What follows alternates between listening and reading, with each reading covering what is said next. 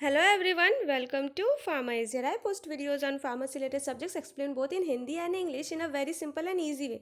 If you all find my video useful for your studies, don't forget to like and share my video and subscribe to my channel.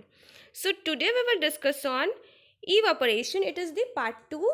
Part 1 में मैंने various introduction then various heating process and evaporation में जो भी differences होते हैं and जो भी rest portions है थियोरी पोर्शंस वो मैंने कवर किया है. From part 2 we are moving to the various evaporator.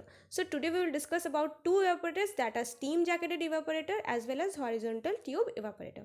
So link for various previous part or various previous chapter you will get in the description box.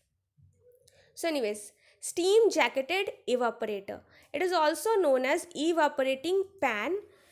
So because यहाँ पर एक metal का pan होता है which has a jacket, metal jacket around the pan on the bottom portion of the pan, जहाँ पर आपका steam भरा जाता है. Thus the name is steam jacketed evaporator, also evaporating pan. So the principle, the mechanism involved in this evaporation process is conduction and convection. The material is placed in the jacket kettle. Steam provides heat to the jacket kettle in which the aqueous extract is placed. The raised temperature increases the tendency of solvent molecules to escape into the vapors. So basically यहाँ पर conduction and convection होता है. जो भी materials है वो आप जिसको बेसिकली आपको पता है इवापोरेशन प्रोसेस किस में काम आता है, जब आपको प्रोडक्ट को कंसंट्रेट करना है. किसी भी सॉल्यूशन से अगर आपको वाटर रिमूव करना है या अमाउंट ऑफ सॉल्वेंट रिमूव करना है जिससे कि आपका लिक्विड जो है वो कंसंट्रेटेड हो जाए, इन दैट केस आपको जो है इवापोरेटर्स का आप यूज़ करते हो या इवापोरेशन प्रोसेस का. सो एनीवेज जिस मटेरियल को आपको जो है कंसंट्रेट करना है that will be kept into the jacketed kettle, यानी कि उस केटल के या जो पैन होगा उसके आउटर पोर्शन में जैकेट रहता है. सो स्टीम जो है उस जैकेट केटल में भरा जाता है, यानी कि जैकेट पोर्शन में भरा जाता है एंड इससे क्या होता है, हीट मिलता है उस एक्वस एक्सट्रैक्ट को या उस सॉल्यूशन या सस्पेंशन को जो कि पैन या फिर केटल के अंदर है. एंड टेम्परेचर राइज होने से जो सॉल्वेंट मॉलिक्यूल्स है वो वेपर्स के फॉर्म में स्केप हो जाता है या रिमूव हो जाता है and we get the considered product. So the construction is the apparatus consist of a hemispherical और स्वैलोअर पैन जो कि आपका मेड ऑफ होता है of copper otherwise stainless steel. Mostly copper is use because copper जो होता है it is a good conductor. Then hemispherical shape के वजह से क्या होता है, बेस्ट सरफेस मिलता है for heating and vaporisation. So जो पैन है it is surrounded by a jacket, a metal jacket which has a steam inlet जिसके अंदर आपका स्टीम भरा जाता है into the jacket. Steam jacket is also attach to the condensate outlet. जो आपका स्टीम जैकेट है ये कंडेंसेट आउटलेट से जुड़ा रहता है and to a vent for non condensed gas. So basically condensate outlet से क्या होता है, जो आपका स्टीम जो है जो आपका कूल हो जाता है, जब उसमें से टेम्परेचर जो है या हीट जो है वो ट्रांसफ़र हो जाता है मेटल के इवापोरेटिंग पैन में, तो स्टीम जब कूल हो जाता है, जब स्टीम के अंदर का हीट चला जाता है पैन के पास एंड स्टीम आपका कूल हो जाता है इनटू कंडेंस्ड लिक्विड, सो वो आपका कंडेंसेट आउटलेट से निकल कर आता है. Whereas non condense gases में आपका क्या होता है, मान लीजिए स्टीम को आप जब जिस जैकेट में भर रहे हो वहाँ पे पहले से कुछ एयर मौजूद थे. So when you fill the steam, so जो एयर उसके अंदर है इनटू द जैकेट वो आपका स्केप होगा air, that is the non condensed gases. Otherwise steam जो वेपर के फॉर्म में रह जाता है they also are in the gas form that is not condensed. Condensed हो जाने यानी लिक्विड फॉर्म, तो वो लिक्विड फॉर्म नहीं लिया है, so that gases will escape from the vent. जो केटल है that is fitted with an outlet at the bottom for discharge of product. So basically आपके केटल के बॉटम पोर्शन में प्रोडक्ट आउटलेट रहता है जहाँ से कि आपका कंसनट्रेटेड प्रोडक्ट आप एक्सट्रैक्ट करते हो. So anyways here is the diagram. You can see there is a steam inlet and आपको दिख रहा है कि इवापोरेटिंग पैन के नीचे के पोर्शन में एक जैकेट बना हुआ है जिसमें कि आपका स्टीम है, that is the jacket portion, metal jacket. And metal का पैन है, हेमिस्फेरिकल शेप है उसका, एंड इनटू दैट आप देख सकते हो लिक्विड जिसको आपको इवापोरेट करना है, कंसंट्रेटेड करना है. फॉर दैट वो आप पैन में डालते हो एंड कंडेंसेट के लिए आपका है, वेंट का यहाँ पे डायग्राम नहीं गिवन है but vent is also there. Steam जैसे आपका यहाँ एंटर करता है, वेंट आउटलेट भी एक आपका गिवन रहता है। And product outlet you can C exactly bottom portion में होता है। So anyways the working procedure, solution या फिर सस्पेंशन जो होता है आपका फॉर द फीड जिसको आपको इवेपोरेट करना है, that is placed into the kettle, then steam is allowed to enter through the steam inlet, जो कि आपका which provides heat to the solution or the suspension। जिस solution या suspension जिसको evaporate करना है उसको heat मिलेगा by the steam। steam आपका heat का source है और evaporation के लिए जो heat चाहिए उसका source है the steam। So basically steam का काम जस्ट हीट सप्लाई करना होता है एंड बेसिकली जो इवापोरेशन होता है that is of that suspension या सॉल्यूशन। सो आपका सस्पेंशन या सॉल्यूशन ही वो पर्टिकुलर सैंपल है जिसको आपको इवापोरेट करना है एंड इवापोरेट करके कंसनट्रेटेड प्रोडक्ट बनाना है and steam is just a heat supplier, वो हीट सोर्स है। सो कंडेंसेट जो है दैट इज जो स्टीम का कंडेंसेट जो कि कूल हो जा रहा है steam, condensate leaves through the outlet and then on small scale kettle is used and also agitation is done usually। so generally आपका अगर बड़ा लार्ज स्केल में करना है तो उस वहाँ पे आपको evaporating pan लिया जाता है, whereas वही अगर आपको छोटे स्केल में करना है तो सिंपल केटल का इस्तेमाल किया जाता है। And kettle but jacketed kettle होना चाहिए जैसे कि थर्मस में भी होता है। इस तरह से यहाँ पर भी आपका थर्मस में भी डबल लेयर रहता है लाइक दैट। जो यहाँ पर आपके केटल्स है वो आपके टी बनाने वाले केटल्स नहीं हुए, यहाँ पर जो केटल्स है वहाँ पे आपका डबल कोटेड केटल्स है, यानी कि केटल के बाहर सिंपल केटल शेप के बाहर आपका एक स्टीम जैकेट या फिर एक जैकेट रहेगा जिसमें कि आपका हीट सोर्स जो है वो फिल्ड रहेगा। सो एनीवेज इसमें आप एजिटेशन सप्लाई कर सकते हो, मतलब आपका केटल या फिर पैन जो है उसके अंदर एजिटेशन होता है, एजिटेशन या फिर स्टरिंग होता है, मैनुअली हो सकता है, स्मॉल स्केल में मैनुअली हो जाता है बट लार्ज स्केल में मैकेनिकल स्टीयरर रहता है जिससे कि वो स्टर हो, आपका सारा चीज़ जो है वो घूमे। फाइनल प्रोडक्ट जो है that is the concentrated product, वो आपका कलेक्ट हो जाता है from the bottom portion. Anyways uses, so uses क्या है, suitable for concentrating aqueous liquids, जो एक्वस लिक्विड्स है उसको गाढ़ा करने में जो है वो काम आता है, कंसनट्रेटेड करने में। As I said suitable for concentrating thermostable substances, basically आपका थर्मोस्टेबल लिक्विड्स जो होते हैं या कोई भी लिक्योर सॉल्यूशंस जो थर्मोस्टेबल है उसके लिए यूज़ होता है। एडवांटेजेस क्या है, simple construction, easy to operate, maintenance and installation cost is also low, product can be easily removed, then used for small scale and both large scale। so both small and large scale के लिए use हो सकता है। this is the advantages and the disadvantages are not suitable for heat sensitive product, then heating area जो है वो limited है, ऐसा नहीं है कि आप उसमें कंटिन्यूसली कर सकते हो, बैच वाइज ही आपको करना होगा, लिमिटेड एरिया मिलता है हीटिंग के लिए। And this decreases the proportion to the evaporation, means आपका इवापोरेशन का जो प्रोपोर्शन होता है वो कम हो जाता है। बेसिकली अगर आपको इवापोरेशन ज़्यादा करना है तो you have to increase the size of the pan.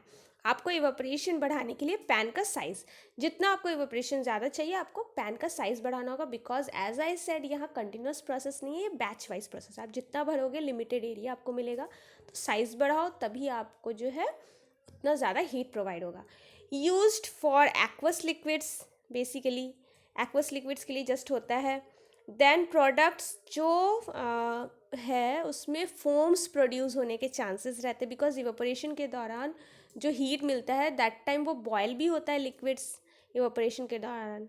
So boiling होने से उनमें फोम्स प्रोड्यूस हो सकता है, जो फोम्स आपका प्रोडक्ट में रह जा सकता है, बिकॉज यहाँ पे कोई ऐसा वे नहीं है पैन में जो कि जो लिक्विड के अंदर जो बबल्स क्रिएट हो रहे हैं उसको रिमूव कर सके। एंड ओपन पैन होने की वजह से it gets into the contact of atmosphere.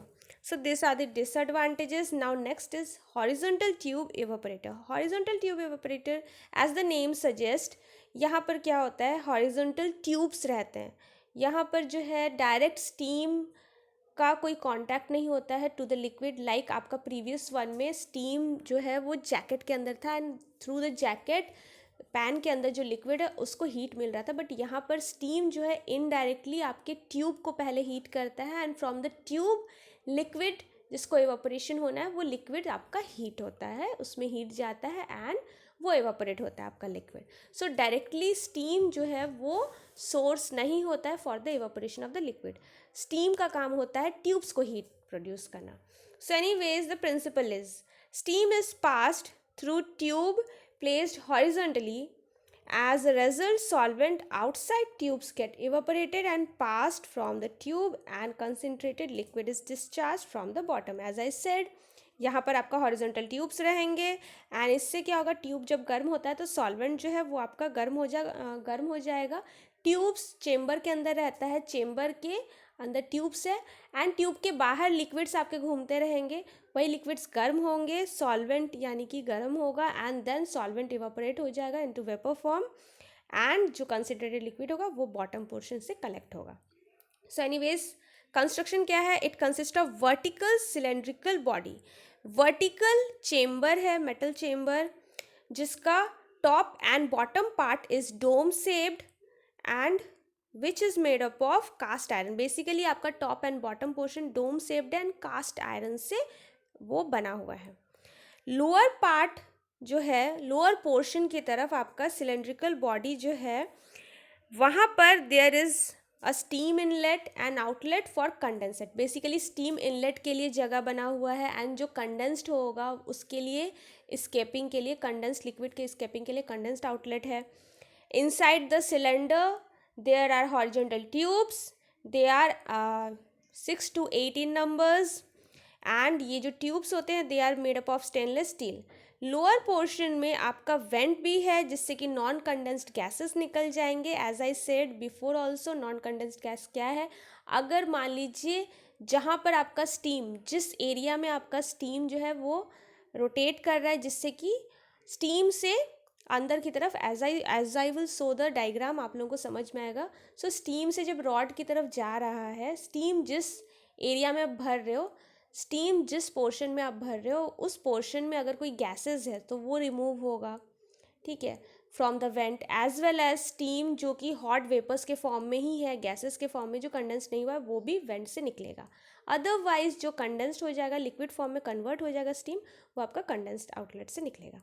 So anyways feed inlet is also provided at the top of the vessel. There is one outlet for vapor. Top portion में vapour के लिए outlet है and concentrate product को discharge के लिए there is the outlet at the bottom of the chamber. So basically the diagram is as follows.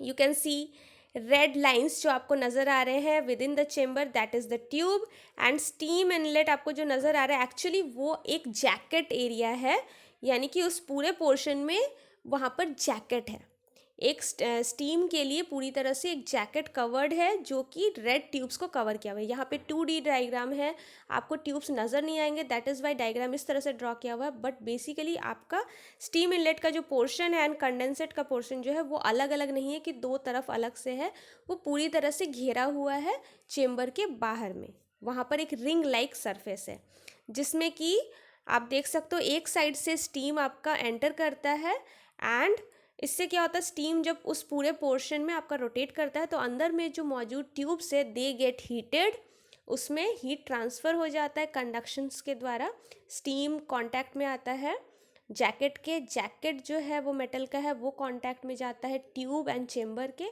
उस तरह से कंडक्शन के द्वारा हीट ट्रांसफ़र होता है from steam to the tube and then इसी दौरान जब जैकेट से स्टीम जो है कूल हो जाता है then it goes out from the condensate. यहाँ पर भी आपका डायग्राम वेंट का नहीं दिया हुआ है बट कंडेंसेट के जस्ट टॉप के पोर्शन में ही वहाँ पर आपके एक्चुअल जो जैकेट पोर्शन है वहाँ पर एक आउटलेट रहता है, वेंट आउटलेट, जहाँ से मैंने कहा आप लोगों को नॉन कंडेंस्ड गैस आपका जो है वो एस्केप होता है। एनीवेज डाइल्यूट फीड के लिए आप देख सकते हो टॉप के पोर्शन में फीड का आपका एरिया बना हुआ है, लोअर पोर्शन में स्टीम एंड कंडेंसेट इसके लिए जगह बना हुआ है, बिल्कुल बॉटम पोर्शन में कंसनट्रेटेड प्रोडक्ट जो है वो आपका निकल कर आता है एंड देन जो आपका डाइल्यूटेड फीड है वो आपका एंटर करता है एंड वो गर्म होता है, रॉड के कांटेक्ट में आते यानी कि ट्यूब के कांटेक्ट में आते ही, एंड देन वेपर्स बन के वो बाहर निकल जाता है एंड कंसनट्रेटेड प्रोडक्ट नीचे से कलेक्ट होता है. So anyways the working portion is feed जो है इंट्रोड्यूस्ड होता है through the inlet. Steam is also introduced from the into the body, that is the jacketed body as I said. Therefore, tubes जो है they get heated by conduction method, then condensed that is condensate और condensed liquid जो होता है that passes through the outlet. Outlet से वो निकल जाता है, हीट एब्जॉर्ब हो जाता है by the feed. कहाँ से एब्जॉर्ब होता है? From the rod. रॉड से हीट जो है वो फीड यानी कि जो लिक्विड, फीड यानी जो लिक्विड जिसको आप भरते हो that is known as feed, जिसको आपको इवेपोरेट करना है, वो अब्जॉर्ब कर लेगा हीट को फ्रॉम द ट्यूब्स. एंड इससे क्या होता है? Solvents starts evaporating. सॉल्वेंट्स गर्म होने के बाद सॉल्वेंट इवेपोरेट होने लगते हैं. वेपर्स जो है वो पास हो जाता है फ्रॉम द टॉप पोर्शन, जो लिक्विड का वेपर्स है वो निकल जाएगा. एंड ये प्रोसेस रिपीट होता है, तब तक हीट मिलते रहता है जब तक वो प्रॉपरली आपका कंसनट्रेटेड ना हो जाए. And then at the last जब प्रॉपर वेपर्स आपके निकल जाए, then the concentrated product is collected from the bottom. नीचे के पोर्शन से उसे कलेक्ट कर लिया जाता है. यूजेस क्या है? हॉरिजॉन्टल ट्यूब इवापोरेटर जो है वो यूज़ होता है for various pharmaceutical, pulp and paper industry. Various pharmaceutical industry में, पल्प एंड पेपर इंडस्ट्री में भी यूज़ किया जाता है. देन मेकिंग डिस्टिल वाटर के लिए भी आपका है, डिस्टिल वाटर जब आपको प्रिपेयर करना हो. देन नेक्स्ट आपका advantage disadvantages, but before that today's IQ fact. A sneeze can travel at a speed of 166 km per hour and a cough at a speed of 100 km per hour. जी हाँ, एक तूफान के speed में आपका छींकना और आपका खांसी जो है वो इतने स्पीड में निकल कर आता है. दैट इज़ छींकते हो आप 166 किलोमीटर एंड अगर आप कफिंग करते हो, खांसते हो, तो वो आपका 100 किलोमीटर पर आवर का स्पीड रहता है, like a wind. So anyways next the advantages of your horizontal tube evaporator. First of all cheap, सस्ता है, इजी टू इंस्टॉल है, suitable for non viscous liquid. Non viscous जो कि आपका गाढ़ा ना हो वैसे लिक्विड्स के लिए इजीली आप इसको यूज़ कर सकते हो. एंड द लिक्विड, वैसा लिक्विड जो क्रिस्टलाइज नहीं करता हो, इवापोरेशन होने पर क्रिस्टल्स ना फॉर्म करने लगे, वैसे लिक्विड्स के लिए सुटेबल है. Suitable for batch as well as continuous process. आप इसमें बैच वाइज भी कर सकते हो, कंटिन्यूस वाइज भी कर सकते हो. कंटिन्यूसली आप फीड इनलेट से लिक्विड को भरते जाओ, कंटिन्यूसली कंसनट्रेटेड प्रोडक्ट आपका जो है वो निकल कर आपका प्रोडक्ट आउटलेट से निकलते जाएगा. डिसएडवांटेज क्या है? डिसएडवांटेज यही है कि विस्कस लिक्विड के लिए आप इसको यूज़ नहीं कर सकते हो, गाढ़ा लिक्विड अगर आपका है तो. साथ ही साथ स्मॉल कैपेसिटी में मिलता है यहाँ पर, बिकॉज ये छोटा सा एक चेम्बर है. भले इसमें आप कंटिन्यूसली करोगे तो आपका जल्दी काम हो जाएगा, बट अगर आप बैच वाइज करोगे तो एक बार में बहुत कम ही लिक्विड्स जो है आप उसको इवेपोरेट कर सकते हो. So with this today's video is completed. Next will be on climbing film evaporator as well as forced circulation evaporator. For more videos you can go and check my channel. Hope that you have found my video useful. If yes, then press the bell icon to get the notification. Thanks for watching and bye bye.